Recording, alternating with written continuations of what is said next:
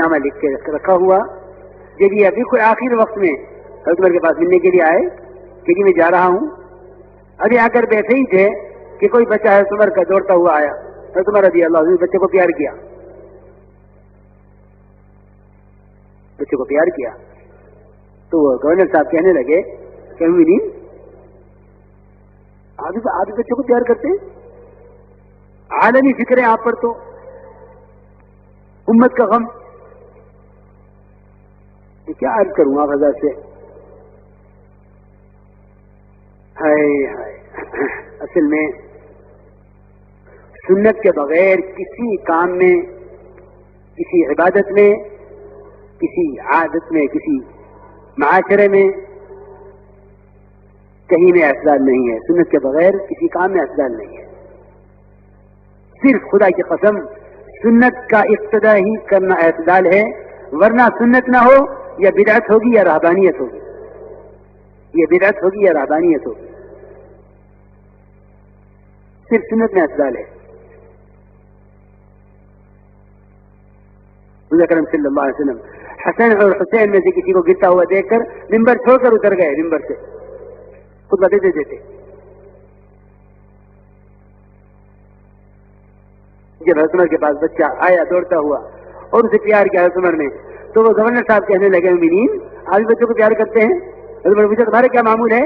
کہ میرے تو بہت بچے ہیں, میں تو کسی کو پیار نہیں کرتا. تو بچے میں کیا لگنا, اتنی بڑی بڑی ذمہ داریوں کے ساتھ. حضرت عمر نے وہی کاغذ اٹھایا, پھاڑ کے پھینک دیا, فرمایا جاؤ اپنے گھر جا کے بیٹھو, تم اس قابل نہیں ہو کہ تمہیں گورنر بنایا جائے. یہ کیا بات ہو گئی, میں تو تیار تھا جانے کے لیے, آپ نے مجھے خود چنا. فرمایا حضرت عمر رضی اللہ تعالیٰ عنہ نے کہ جو اپنی اولاد کو پیار نہ دے وہ رعایا کو کیا پیار دے گا.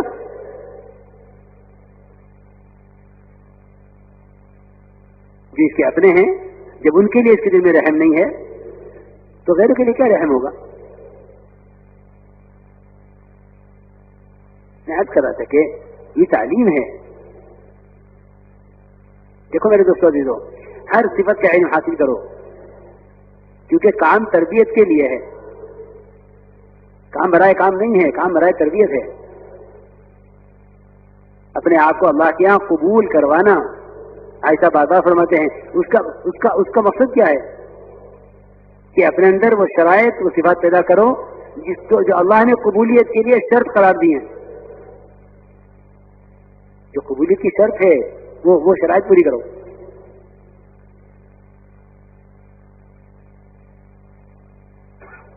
میں عرض کر رہا تھا کہ یہ حکم ہے کہ نبی جی آپ کو ستائیں تو آپ درگزر کر دیجیے.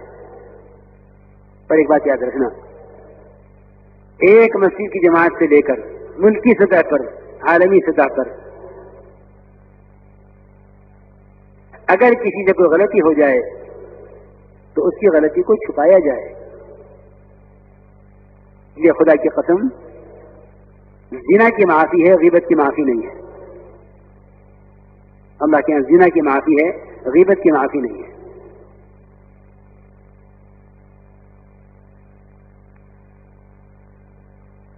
غیبت کی معافی نہیں ہے. آپ نے خود فرمایا, حدیث میں ہے کہ زنا کی توبہ ہو جائے گی, غیبت کی توبہ نہیں ہوگی. کیوں؟ آپ نے فرمایا کہ غیبت زنا سے بڑا گناہ ہے, حالانکہ زنا کرنے والا بت پرست کی طرح ہے. زنا پڑھنے والا علماء نے لکھا ہے کہ وہ بت پرست کی طرح ہے. لیکن پھر آپ نے فرمایا کہ زنا غیبت سے بڑا گناہ ہے. صحابہ کو تعجب ہوا, یا رسول اللہ ایسا کیسے ہو سکتا ہے, زنا تو کوئی بھی نہیں کر سکتا, غیبت سب کرتے ہیں. آپ نے فرمایا کہ اللہ کے یہاں زنا کی توبہ ہے, غیبت کی توبہ نہیں ہے.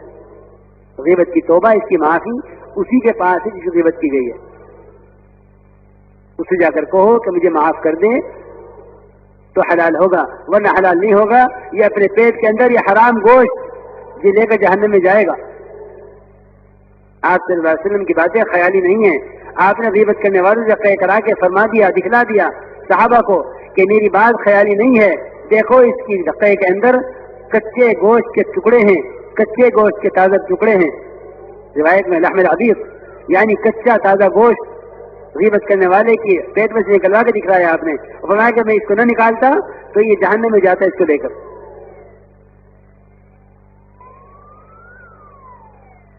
اسی میں دوستو عزیزو، ساتھی کمزوری مت دیکھا کرو، ساتھیوں کی قربانیاں دیکھا کرو۔ قربانیاں دیکھ کر اس دن یاد کرا تھا کہ آپ صلی اللہ علیہ وسلم اپنے کام کرنے والے ساتھیوں کی قربانیوں کو صحابہ کے سامنے کس طرح کھولتے تھے۔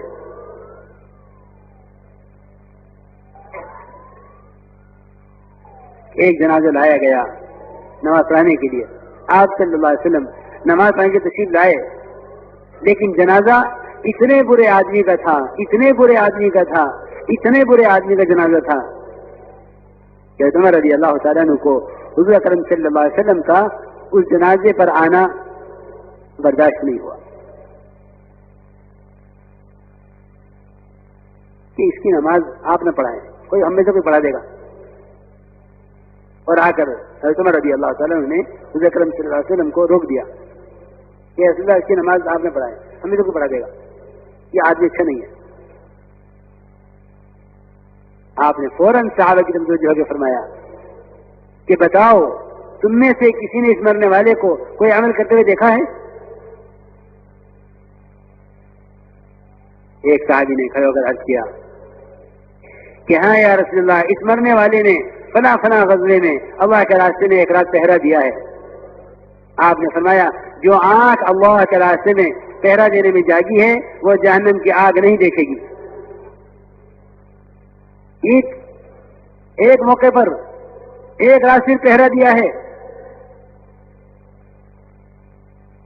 آپ نے اس نیکی کو، اس عمل کو، اس کی ساری زندگی کی وہ بدکاریاں جس کی وجہ سے عمر رضی اللہ تعالی عنہ آپ سے نماز پڑھوانا نہیں چاہتے تھے، اس کی سب کا غالب آ گیا اس کا ایک عمل۔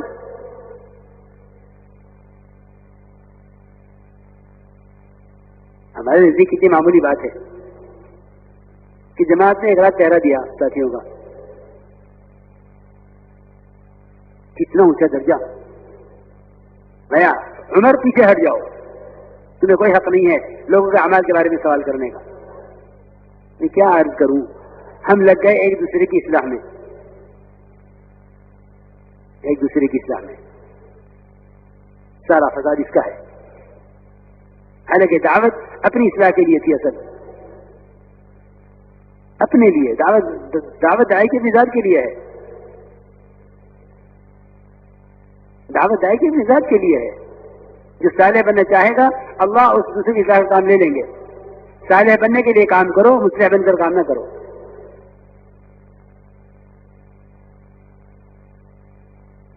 عمر پیچھے ہٹ جاؤ، تمہیں کوئی حق نہیں ہے لوگوں کے اعمال کے بارے میں سوال کرنے کا۔ چنانچہ حضرت عمر کو ہٹایا، ان کی نماز جنازہ آپ نے پڑھائی۔ غلطی ہوتی ہے، انسان ہے، فرشتے نہیں ہیں۔ دو کام کرنے ہوتے ہیں، ایک غلطی کی تعویل کرنا اور ایسے غلطی کرنے والوں کی قربانیوں کو بیان کرنا، تاکہ ان کی خوبیاں ان کی برائیوں پر غالب آئیں۔ مولانا جی ایسا فرماتے تھے ہمارے کام کا مقصد ہے خوبیوں کا لین دین۔ خوبیاں لو، خوبیاں دو، کتنی کیا خوبی ہے، کتنی کیا خوبی ہے۔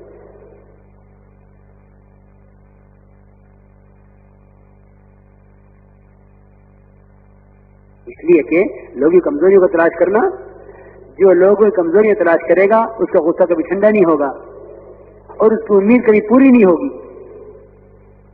اس کی امید کے لیے سب صحابہ کے اقوال میں میں کر رہا ہوں،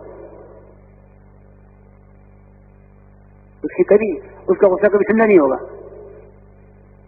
اس راستے میں دوسروں کی اصلاح کی نیت لے کر چلنے والے جلدی مایوس ہو جائیں گے۔